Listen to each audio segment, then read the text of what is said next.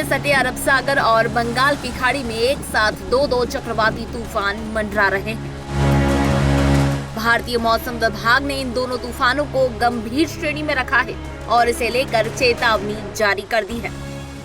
बंगाल की खाड़ी में तैयार हो चुका चक्रवाती तूफान का नाम हामून है, तो वहीं अरब सागर में तैयार हुए चक्रवाती तूफान को तेज कहा जा रहा है।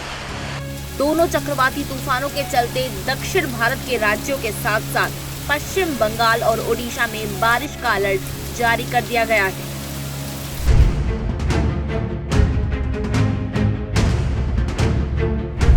सबसे पहले बात करें तेज की, तो मौसम विभाग के ताजा अपडेट के मुताबिक इस बहुत गंभीर श्रेणी के चक्रवाती तूफान तेज ने 24 अक्टूबर को अल-गैदा के दक्षिण में यमन तट को पार कर दिया है। इस दौरान हवा की गति 125 से 135 किलोमीटर प्रति घंटे की रफ्तार से थी, जो 150 किलोमीटर प्रति घंटे की रफ्तार तक पहुंच गई।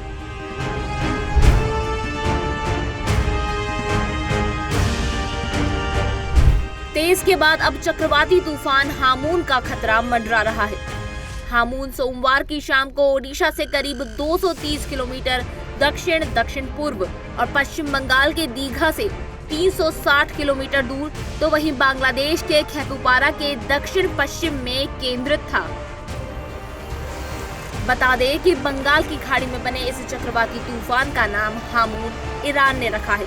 ये एक फारसी शब्द है जो अंतर्देशीय रेगिस्तानी झीलों या दलदली भूमि को बताता है।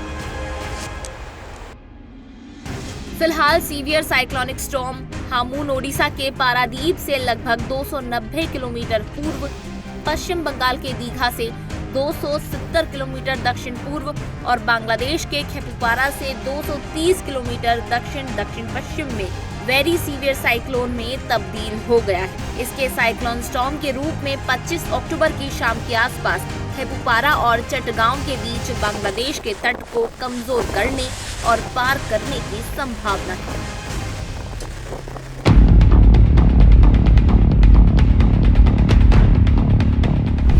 तूफान के बढ़ने से पिछले 24 घंटों में ही ओडिशा में लगभग 15 mm बारिश हो चुकी है।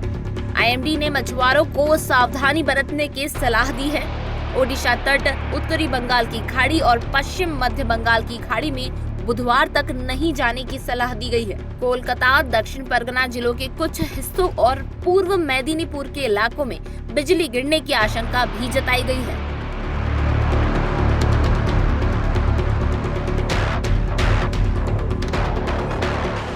मौसम विभाग के एक अधिकारी ने कहा है कि समुद्र में गुजरने वाला चक्रवात ओडिशा तट से लगभग 200 किलोमीटर दूर रहेगा और इसीलिए तटीय क्षेत्रों में हल्की से मध्यम बारिश के अलावा राज्य के किसी बड़े प्रभाव की उम्मीद नहीं है। यानी कि कह सकते हैं कि चक्रवाती तूफान के चलते समुद्री तटों पर बारिश हो सकती है, लेकिन फिलहाल इससे ज्यादा खतरा नहीं।